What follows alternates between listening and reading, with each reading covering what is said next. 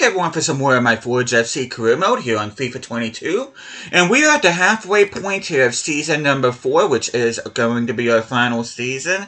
And I'm going to be honest with you guys, I'm glad I'm ending it after this season, because so far this season has not been treating me well whatsoever. I'll talk more about that here in a bit, but if there is good news, which it is very good news, is we are on top of the Eastern Conference. And if I'm not mistaken, we have an identical record on what we had last year, 14 wins and 2 draws. We're going on an undefeated season. We are 15 points ahead of second place Philadelphia. But you can see the rest of the Eastern Conference standings. Our arch rivals, Toronto, is sitting bottom of the conference. San Jose Earthquakes are actually on top of the Western Conference. And we're going to look at the U.S. Open Cup here real quick. We are facing Colorado in the semifinals, so the final is going to be, if we make it that far, we'll be going against either Houston or New York City FC. But you can see round 2, we beat FC Cincinnati. Round of 16, we beat Chicago Fire. In quarterfinals, we beat Columbus Crew. But we'll show the rest of the halfway point stuff after the game here against DC United, which, by the way, before we get into that, hopefully you guys have an awesome day today. Hope you guys doing well. And yes, I was wrong. I miscounted the games. I thought that the halfway point was going to be against Chicago Fire, but it wasn't. You can see the last 2 games actually ended in draws. So we actually started on a 14-game win streak here to begin the season. And you can see the results. And yes, we did play against Portland Timbers, my favorite MLS club. We traveled to Providence Park and got a win there. But without further ado, we're going to get into this game here against DC United. We are going to be playing with a strong starting lineup. I will give Duarte another start here. Clear skies at the Stadio Classico. I am keeping kits on as they are. And I should say, which, like I said, I'll get into stats and that later, but I will tell you guys that at one point this season, our young center attacking mid, Jason Gauthier, was on top of the goal scoring charts in MLS. Not so much anymore, but he was at one point. You can see Brazor is a featured player here. I didn't research, which I do apologize how you're supposed to pronounce his first name. Hello everyone and welcome. What we can't complain about today is the weather. Absolutely perfect playing conditions. I know, the weather's pretty nice where I live here at the time of recording. It's nice and sunny. Stuart Robson. And coming up for you is live action from Major League Soccer. Stuart, how do you see this one going? Well, Derek, we can talk about coaches and their methods, but it's now down to the players. One of my biggest issues I've had this season are my wingers, because they're either injured or they don't know how to cross or they don't know how to stay on side. But yeah, at one point we lost both of their backup wingers, and Demir and Corbiano. Actually, got put on Savchenko and Boyko. Which I could kick myself because I actually had another winger that I didn't realize was much higher rated that I didn't play, but I'm gonna end up. I have him sent out on loan. Oh, he's through here. Not a good cross. Disappointing cross. That's pretty much sums up the season so far. Though the cross I did not that long ago with Morgan Rogers to set up the opening score. What? How did it bounce? No surprise to see us focusing on her, the official manager of the month. A terrific month it's been, and they remain. Yeah, we got the manager of the month award. I think that's the first manager of the month award we've had so far this entirety of the career mode. Oh, wait a moment, Stuart. Look at what's happening. Yeah, I don't care about what Stewart says. Oh, tremendous goal! See, yeah, Rogers is there. Braff's been. I say that as he scores a goal, but Braff has not been making me happy this season with his poor crossing. And Braff's on a double. I didn't realize he was. I didn't pay attention. Oh, come on. In with a chance. Ah, that's offside. That was on me. That was on me. Will not count. Well, that was on me. But he was just offside. It was a good finish, though. Oh, no! his marker for dead. In it goes! Barely got that shot. I don't know why he took that extra touch. Quite simply, he hadn't done that. Yeah, that was sloppy. As Jolinton gets the assist, I'm going to go ahead and take Duarte off and put Aquino on. And that should be all she wrote. Hopefully. Hopefully we can snap our winless streak here. We're going on a streak of 2 draws here going into this match. And we keep the clean sheet, which is awesome. Bove and Gauthier came on for Galarza and Doyle, respectively.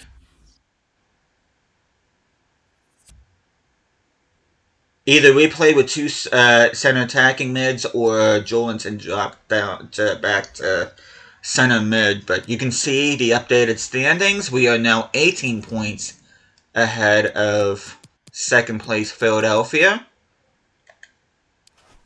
And I'm not sure if there was any other game. I didn't even pay attention if there was any other games. Oh, I think the only other game that was playing was Atlanta versus New York City, which Atlanta is 4 points behind a playoff position. But you can see top goal scorers. You can see Hill and Bondoza from New England and LAFC respectively with 9 goals. Riley with the most goals for us with 7. Castellanos with 6. Gauthier with 6. And you can see Rogers with 5. Most assists goes to Rogers and Gauthier with 7 and 6 respectively. Riley with 3. Clean sheets, Aquino with 4, which is actually kind of surprising because clean sheets, once again, are an issue this season. Duarte has a clean sheet. Well, everybody has only 1 clean sheet in the U.S. Open Cup. Jolinton with the most goals for us, which is 1 behind Tyus Magno from New York City FC. Corbiano and Riley also with 2 in the competition. Did I say goals? I meant assists. Castellanos 1 behind Ofarson from Houston Dynamo. Corbiano with 2 goals. Riley with 2. And that's about it. I'm going to show, which I don't think you guys care about this, but I'm just going to... We did not win this competition, but still, I'll just go ahead and you can see we did not get a single clean sheet throughout the entirety of the preseason tournament. But you can see we still got pretty much an untouched budget. We're up to $55.25 million now. Look at board objectives. The Youth Academy one, we have Duarte in there too, which I got to see exactly. He's got to be close to double digits by now. Streak of 5 games out defeating home matches. We got 11 out of 5. Sell 2 players, which I don't care about that, even though that's low priority. And then we are well on our way to repeating the domestic double. Youth Academy, I graduate everybody, so that's not something to show. You can see a bunch of loan, a bunch of players going out on loan. Our former backup goalkeeper, which I don't think he ever was a backup, he was more like a third string, he is going on a free.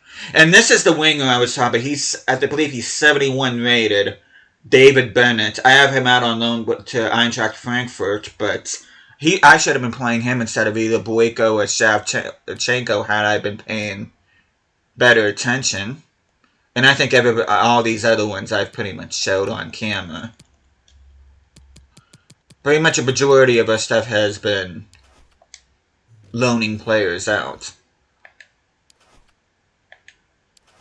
Before I take a look at the squad, I'm going to go ahead and look at the news feed here real quick.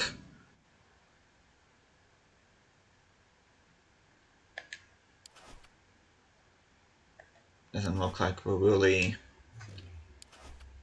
have anything noteworthy in the news, which before I do that, I'm going to go ahead and put Aquino on there.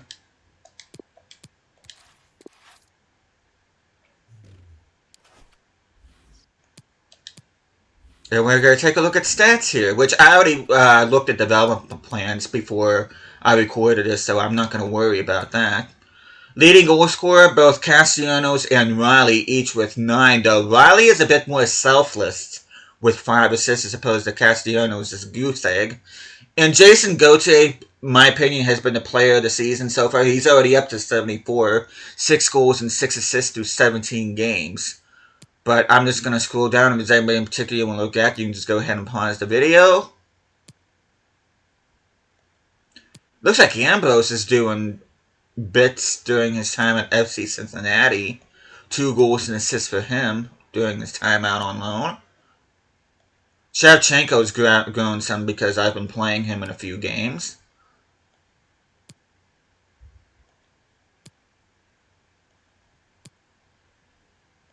Boyko finally going out on loan. I'm tired of hearing him whine all the time. Duarte's already grown by 2. Pinto's grown by 1. Correa's already grown by 2. He was the player that I was going to have for this objective, but I went with Francisco Duarte instead.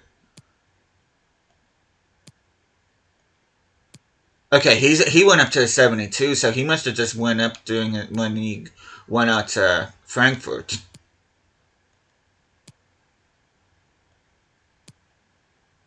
All these other guys, hopefully I'll get offers for them before the transfer window closes. I feel bad for Kovalchuk because he did have a good season with us back in season 1, but I've been kind of ignoring him, which is no fault of his. Jonassen, he requested a transfer, so because he was being kind of impossible when it came to his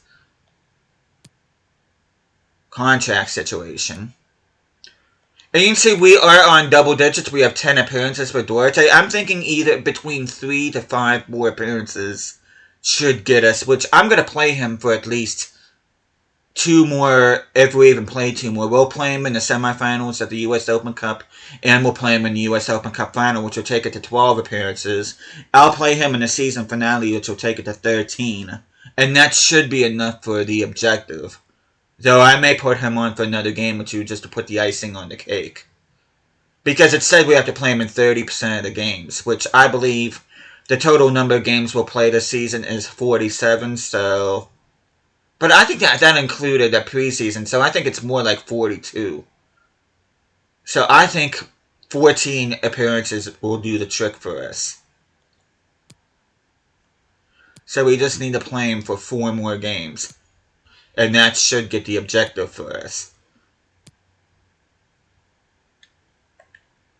Oh, push the wrong button. Kind of concerned that Kino has not grown. But like I said, I already took care of development plans off camera, so I'm not even going to bother with that. But yeah, our team is looking so... Not a whole heck of a lot of growth. But to be honest, I'm not really concerned about it because, like I said, at this point in time in this career mode, we are, without a doubt, the best team in MLS right now. Pretty much almost everybody in our starting lineup is at least an 80 rating, with the exception of our wide backs and our center mids, which are all of them are high 70s. So, as a matter of fact, I think Doyle might be 80 rated. I'm not sure.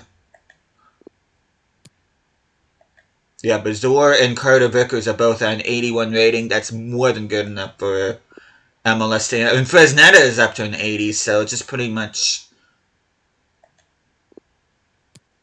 our starting left back, whose name escapes me at the moment. You can see Doyle's at an 80, and Galarza is knocking on the door to an 80. But those are the only 2 players in our starting lineup that are not an 80 rating.